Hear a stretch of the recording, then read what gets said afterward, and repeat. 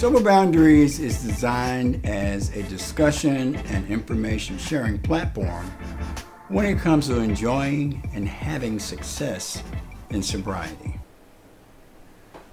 There are some of us that didn't do one and done when it comes to going into treatment and getting sober and deciding to live a prosperous, thriving life. And we struggle and we have multiple admissions, and there's a lot of drama and a lot of misery and a lot of expense sometimes. There are some people though that decide that they're going to get sober and stay sober on their own.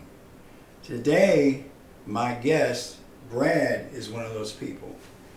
I consider him as a guest to being a gift because there are not a lot of folks that have gotten sober on their own that will talk about it. Brad is a career registered nurse, and he is gifted. No, he is amazing handling difficult teenagers, especially males. Mm-hmm. He is amazing. He's just amazing. And Brad decided years ago that after a couple of times in the treatment that he would go ahead and manage his own sobriety. And so what I would like to do is to share his faith, strength, and hope, and his internal fortitude with the audience, but just a few questions so that those of us that are out there that think that we can stop and maintain our own sobriety can just kind of like take a little bit of Brad's lifestyle, and maybe it'll be just a thing that'll keep you straight. And I've got some questions that hopefully will help you look at what you may need to do to become Brad as far as sobriety goes. And the first question, Brad, is how old were you the first time you went into treatment? I was 32. Wow. I was 32 and married. And so you had been abusing whatever. I had been abusing whatever since early teenage year. We partied a lot down south, and I continued. I was one of those who continued and into early adulthood and through a couple of marriages, and it was a big part of my life. Oh, so it was one of those things where a lot of people believe that they won't be able to enjoy life when they stop, and that's a fallacy. That's a fallacy. Absolutely. And so, and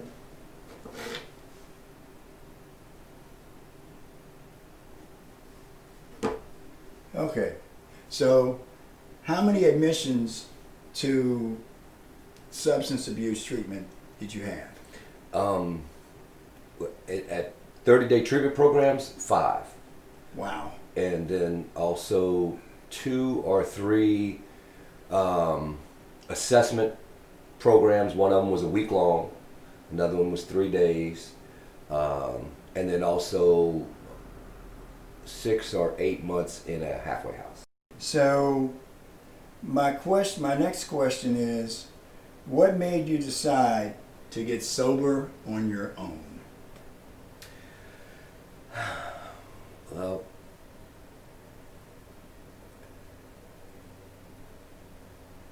I knew that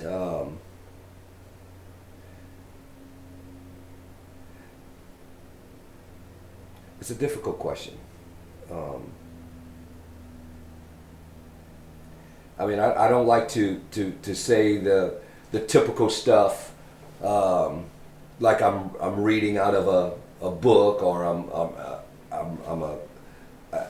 my life is all about AA program, but I definitely had gotten to the point where in my life where I knew that I was going to lose everything again, which I had done multiple times, as far as my relationships and financial and job and all that stuff, everything.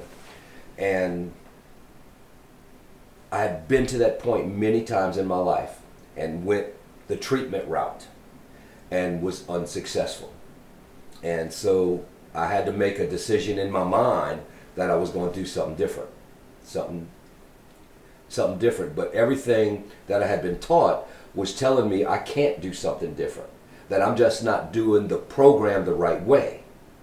And I knew I was doing what I could do, but it wasn't working for me. So I had to do something different. And it's interesting that unfortunately a lot of programs are cookie cutter.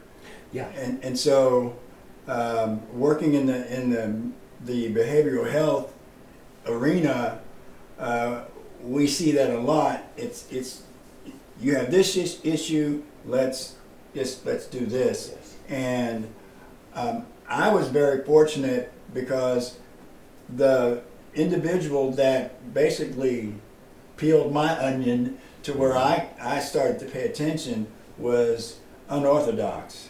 And so that's what evidently what I needed for her to get my attention. So, but you decided that this isn't going to work for me. I'm going to have to own myself. Is that what basically? Yeah, basically, because I had tried different ways of working that program that I was pushed for through. Because when you go through treatment, as you know, they push the solid AA program, which, you know, and I've used some of it in my life. I have, and used some of it in my when I got sober. But the whole thing just didn't work for me. Okay. So, yeah. So, okay, so the next question, getting away from treatment, what made you decide to choose a career of nursing? Why did you want to go into nursing? Well, we had my father was a hospital administrator. Wow. Of the local hospital down south, his whole entire life. So my youngest memories, I can still remember getting in the car with my mother, being, you know, this tiny, sitting on the seat, going to get Dad at 5 o'clock because we only had one car, and my mother was a school teacher, so she would have the car. She would drop him off in the morning and pick him up in the afternoon. And so my earliest memories are going to the hospital to pick up my dad. And I just always loved that atmosphere. I don't know why. I just always loved the atmosphere of a hospital. And as I got older, I learned more. Still going to get Dad at times. My family was a very social family. And Daddy always had parties at our house with doctors, nurses, and hospital personnel. All the time. I mean, because they had parties, social parties all the time. And so I was constantly around those people. And then my first job was at the hospital. Yeah. So it's in your blood. It's in my blood. And it's interesting. One of the thoughts that came to me is we have a special needs grandson, right, whose doctor that took care of him from did all of his surgeries, with cerebral palsy and what have you, is an amazing individual, but none of his children are in the medical field. And when I talked to him about it, I could tell that it really, really bothered him. So really? Your dad was probably pretty excited that you decided to sort of follow him into medicine. So, I think he was. Yeah, and so that. But if I was thinking about that, I said, "Wow, that had to be like okay, he likes what I'm doing." We both know that the medical lifestyle can be a little brutal. It can be. Yeah. It separates the men and the women from the boys and the girls. It's a different type of profession. I've done a lot of things because I haven't done nursing all my life, and it really forces me to give all of myself. in every aspect to the position. If I'm going to do it right, and I do things, I try to do things right. I'm not going to do half-ass. You know what I mean? Yeah. I'm going to ask about working with young people. Okay. What do you find the most rewarding working with young people? What is it about them? Well, I love helping people in general, because that, as a nurse, that's what you do. But what I like is that age is I find that they're still very impressionable. They're desiring a mentor, looking and needing someone to guide them. And I like being that guide. I like the challenge of reaching them mentally and psychologically, meeting them, connecting with them, and then I can feel that. And once I feel that we have that connection, then I get comfortable and able to help guide them in the right direction of doing better ways of doing things. You know what I mean? Amen. Going a positive route and doing it because it's the right thing to do. In other words, trying to develop their moral self, which is more at their core. All right. Yeah. So, I could go on and on, but the last question, I want to go ahead and wrap this up. Mm-hmm. I got two more questions. Yeah. So it's obvious that you have a desire to win. Yeah, of course. So that permeates the way your work ethic and also your lifestyle. You decided, I'm not going to let this substance, whatever it may be, destroy me. And you made a decision to, So, what are some of the things that you do as a family to maintain a stable lifestyle? Well, family is the biggest part of my life, and I make it priority.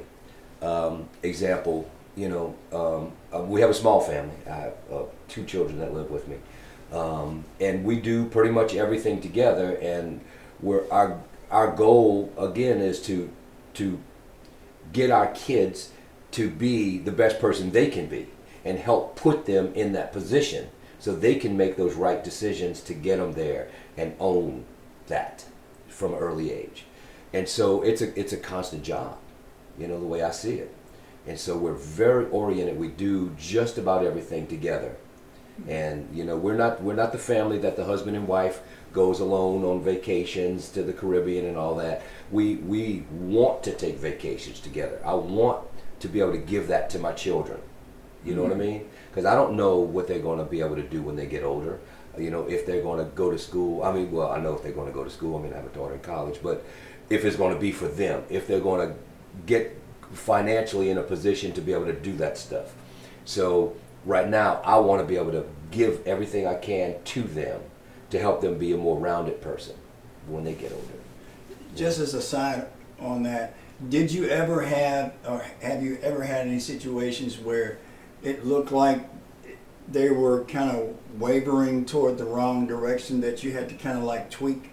Yeah, both of them. We did that as a family, and us showing them how much we were invested in their life and their future, maybe, and hopefully that helped change them around. And because both of them had different types of situations that came up, and we had to show them that route was not going to be the route. And so we did that as a family, and luckily for us, it worked out. Both of them made some changes, and are so far or back on the right track. But we know that at any time that can change, because that's life, And we're ready to be in there and help them out. I like the way you brought everyone in on the situation. Everyone. And you didn't isolate the problem. Even, talking with other family members of ours, Uh-huh. brothers and sisters and friends, do whatever we had to do. I want to talk to brothers and sisters and to friends and find out if they had been through similar situations. Okay. If so, what did they do? What did they do to help elicit change and go more in a positive direction? And so, we utilize the extended family too. What is that saying? It takes a village to raise a Yeah, child. it does. Yeah, we definitely. That's the way I was brought up down south. Growing up, we were very, very close. Although we had a large family, we were close. We saw all the families, the aunts and uncles and cousins, at all times. And all of my aunts and uncles, and even some of their friends and neighbor parents, had the same ability to correct us, and as my parents did, even give us spankings if necessary. And we knew that, and we respected that. Yes. Okay. Last question. Okay. What advice would you give to someone struggling to stay sober and really wants to? What would you? And they want to stay sober but it's a struggle, and the treatment center process is just not their cup of tea. So, what advice would you give them to stay on that path? Well, what I can tell someone is let them know what the key elements were for me. Okay. Okay, that's that I know. Everything else I don't know. This I do know. One was I was keeping a few secrets, and that was keeping me down, keeping me sick, because and I had to tell someone. And that is part of the program, And I thought it was okay to keep a few secrets, but for me it wasn't. So I had to tell a few other secrets, and I thought it was going to be a bigger deal than it was, Yeah. But I found someone who I didn't know, and I was going to have limited access to, and I thought, well, that's cheating. But no, it wasn't cheating, because it doesn't tell you can't do that. It doesn't tell you exactly how to do that. It says you got to do it. Right. And so I thought for the longest time, I had to do it a certain way, but you don't. So I did it that way and got it off my chest and cleaned that up, and that was good. Okay. I've always used the program as far as learning how to be honest. And I try, and I'm not honest all the time, but I'm 1,000 times more honest than I used to be. Okay? So that's good. And then also, I didn't realize that the program, I don't have to do it like everybody else, like we discussed before. That whatever I'm doing, if it's keeping me sober and I'm living a happy life, then that is my program. Right. It doesn't have to be this checklist that you have to check off, and once you do all these things, then it's going to all be good for you. No, I don't. And I think I told you before, some examples were like, it would kill me when I would go to these meetings and they would say, as soon as I open my eyes, before my feet hit the floor, my knees hit the ground, and I start praying to God. Well, I've never been one to do that. And I thought I had to, because these people are telling me, that's what they do in their relationship with their God, Right. And all this. And I said, you know what, it's okay if I don't do that. Right. That's what they do, and that's okay. That's not what I do. Do I have a relationship with God? Yes, I do. Okay? But it's different than that. And it's okay. And so, little things like that, I found that even though I may not do it anything like all these other people, it still can be okay. And another thing I learned was that every single day, I don't necessarily have to like that I'm an recovering alcoholic and drug addict. I do have to accept it. Okay? And sometimes I'm just accepting. You know, Yes, you yes. see what I'm saying? I'm not always okay with it. Sometimes I'm accepting it, and that's okay. For me, that's okay. I thought that was wrong. I thought I had to just be happy about it every single day, every single second. But the truth is, I'm not. Sometimes it kind of still pisses me off. And you know, I was hearing that that's terrible, but you know what? It's not terrible for me. I mean, I come from a family where we had get-togethers and parties all the time, and there was drinking involved. And sometimes I miss. I'm not saying I miss the drinking, but I miss those get-togethers with my family, and where there was drinking, and I'm not a part of that anymore, and that's okay. That's where the acceptance for me comes in. But do I miss that sometimes? Yes, I do, and I can do that. I can feel that way and still be sober. That's not going to end me. I'm not going to. At least I don't think it will, and it hasn't yet. Lead me to relapse. You know, to me that's just real. That's just the truth. Sometimes, you know, I do think about it like that in a fleeting thought. Whatever. I don't harp on it. It doesn't last for days, but I do think about it. But I accept the fact that, you know, I can't. I tried every kind of way, right? Every kind of way to beat it and to work it to where I could still get high, still get drunk, and be functional, and I can't. So I accept that, you know. All right. I would like to thank Brad for today.